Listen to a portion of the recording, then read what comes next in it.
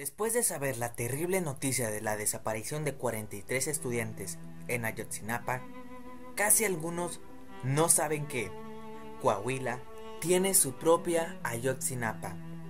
Incluso es peor, pues se desaparecieron más de 300 personas y los coahuilenses no dijeron nada. Y se sigue sin reaccionar, consideró Carlos Manuel Valdés, docente en la Facultad de Ciencias Sociales. No es cosa nueva la ola de violencia que arrasa con el norte de México. Decenas de miles de muertos se encuentran en la lista de las víctimas, que ahora son ya estadística desde el gobierno de Felipe Calderón y ahora Enrique Peña Nieto. Estadísticas para los gobiernos y llanto para las familias. La comunidad de Allende, Coahuila, fue escenario de una tragedia que enlutó a decenas de familias. 300 personas aproximadamente fueron asesinadas como parte de una venganza de los Zetas. El silencio persiste a 3 años. Es apenas en 2014 que se acaba de revelar una historia más, de entre tantas que deja nuevamente la muestra de la grave situación que se desarrolla por esos territorios. Desde el comienzo de la llamada guerra contra el narco, ha dividido y enlutado a decenas de habitantes de este país. Lo sucedido una tarde 20 de marzo del 2011 en la región de Allende, en el estado de Coahuila, que por la gravedad de lo ocurrido sorprende que hasta ahora sea noticia. Tal vez en su momento empequeñecida por el empeño del gobierno de este país, al que, según familiares, poco le importan las consecuencias de la creciente violencia que asola en el territorio, de dar hacia el exterior la falsa idea de que todo está bajo control. Fue en esas fechas, aproximadamente a las 5 de la tarde, hora del norte del país, que en un aproximado de 40 camionetas con hombres armados llegaron al poblado y cerraron los accesos. Posteriormente se distribuyeron por toda la región para sacar de sus casas a decenas de familias y ser desaparecidas para siempre. Sin que nadie se opusiera al masivo secuestro que, según versiones, obedece a una venganza de Miguel Ángel Treviño Morales, el Z40, entonces líder de la organización criminal, calificado como uno de los más sanguinarios miembros. Duró varios días el asedio de este poblado, extendiéndose también a Piedras Negras. Se dice que entre 200 y 300 personas fueron víctimas de estos días negros, desaparecidas para nunca más saber de ellas. Esto ante la mirada evasiva de las autoridades, que poco o nada hicieron por evitarlo. Según declaraciones posteriores, la mayoría de los secuestradores eran familiares de 2 cabecillas locales de los Zetas, que de acuerdo a versiones traicionaron a la organización. Hombres, mujeres, niños y ancianos, incluidos entre las personas que fueron desaparecidas, además de albañiles que se encontraban trabajando dentro de las casas que, al final, fueron baleadas, saqueadas y destruidas con bulldozer, como para dar una lección a todo aquel que las viera. Las cuentas datan 70 casas sometidas a este proceso destructivo, dejadas en ruina, restos que hasta el momento están ahí como prueba de la tragedia. El silencio sobre los eventos es aún más alarmante que el mismo hecho. Son entre 30 y 40 familias las que desaparecieron en pocos días. Posiblemente la masacre más grande de la última década. Fue dejada al olvido, sin nombres ni culpables. Para las autoridades del país nada ocurrió, pese a esfuerzos recientes de estas para lograr esclarecer los hechos. Poco queda de evidencia para lograr tener una precisión de los desaparecidos. Ni tampoco se ha brindado por parte de las autoridades una crónica sobre lo ocurrido que dé luz sobre esta gran fatalidad. Ya se han encontrado fosas comunes con cientos de restos, sin que se determine la identidad de cada una de las personas que ahí fueron enterradas. Es lo más terrible que ha ocurrido en México. El alcalde de Allende, Luis Reinaldo Tapia Valadez, es un hombre de pocas palabras. Llegó al puesto a principios de este año, alto y circunspecto. Se pasea por una de las ruinas que dejó la venganza. Es un palacete lleno de boquetes y muros, pero que aún conserva los tonos pastel y las molduras exageradas que definen el narcoestilo.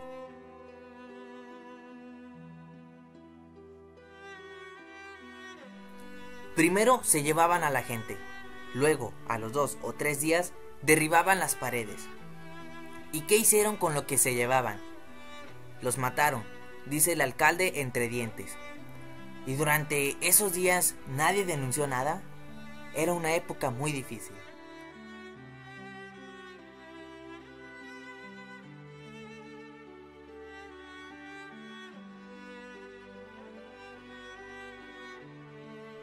Allende se extiende en una llanura semidesértica.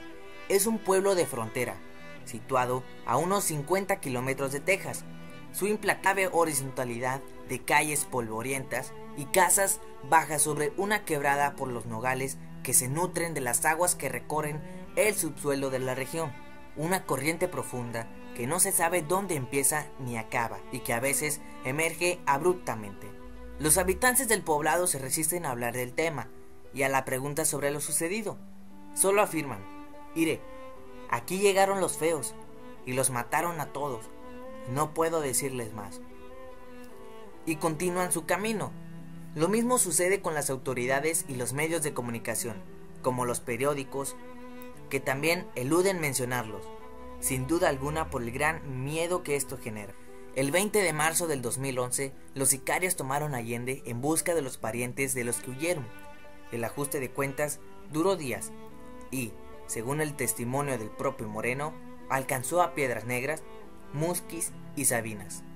Al que no logró huir, se lo llevaron, admite el subprocurador de desaparecidos de Coahuila, Juan José Ñáñez, cuyo departamento investiga ahora el caso. Entre los secuestradores figuraban parentelas extensas. Nosotros tenemos una denuncia de desaparición de 8 miembros de una misma familia, incluido un abuelo de 80 años, explica Blanca Martínez, directora del Centro de Derechos Humanos. A 7 kilómetros de Allende se encuentra el antiguo rancho de Luis Garza Gaitán, uno de los ex colaboradores del Z40, mismo que posteriormente traicionó a la organización. Fue en este lugar donde, según recientes investigaciones, fueron asesinados gran parte de los desaparecidos, para posteriormente ser calcinados. Aún persiste una huella negra en el suelo de este sitio, y me pareció inverosímil. Ahora me arrepiento. Da imagen de la magnitud del miedo que imperaba. Es un ejemplo grotesco de lo que ha sucedido en México. ¿Cuántos Allendes debe haber?, comenta el director de uno de los periódicos de la zona. Uno de los habitantes de Piedras Negras relataba él cómo había sido secuestrada su hermana. Dicho relato llegó a manos de la Procuraduría, pero el silencio volvió a ser la respuesta de las autoridades. Un año después, se supo que la titular de la Procuraduría General en Coahuila, Claudia González López, daba protección a los Zetas. Por ello, fue retirada del cargo. El secretario estatal de Finanzas, Javier Villarreal, acabó entregándose en El Paso a las autoridades de Estados Unidos por lavado de dinero, y el gobernador interino de la época, Jorge Torres, está ahora prófugo por el supuesto saqueo de las arcas estatales. En pocas palabras, el dominio de los Zetas llegaba muy profundo en los representantes de las autoridades dentro del estado. Tuvimos la destrucción de más de 40 casas. Muchísima gente desapareció y temo que murió. En mi conciencia no va a quedar que no haya volteado a ver a quien clamó justicia. Que en la cabeza de otros resuenen los gritos de esas personas de Allende que seguramente pidieron ayuda y nadie se las dio. Tras un operativo en enero, con 250 agentes, fueron localizados los restos de 300 personas, pero 6 meses después todavía no hay frutos de estas investigaciones y, por supuesto, aún ningún culpable. La activista Blanca Martínez afirma que en Allende, Coahuila, hubo un exterminio donde alguien los permitió y alguien lo ocultó. Hay una complicidad del Estado y sus instituciones y tiene que salir a la luz, concluye. Tan solo en Coahuila hay un reporte de 1,800 casos de desaparecidos y a nivel nacional rondan los 13,000. Todos ellos sin respuesta de las autoridades, sin culpables y con el dolor de los familiares, al no saber ¿Qué has sabido con cada uno de estos desaparecidos? En una guerra en la que muy lejos están las soluciones y muy cerca las consecuencias. ¿Por qué te cuento esto? Porque yo soy de Allende, Coahuila. Yo casi fui testigo de toda esta masacre. El 20 de marzo del 2011, festejando mi fiesta de 12 años, fue cuando me di cuenta de qué estaban haciendo en mi población. Si te gustó este video, por favor dale me gusta, suscríbete acá en la parte de abajo y comparte este video para que más gente sepa qué está pasando en Coahuila. Mi nombre es Gustavo Reina y espero que tengas un bonito día.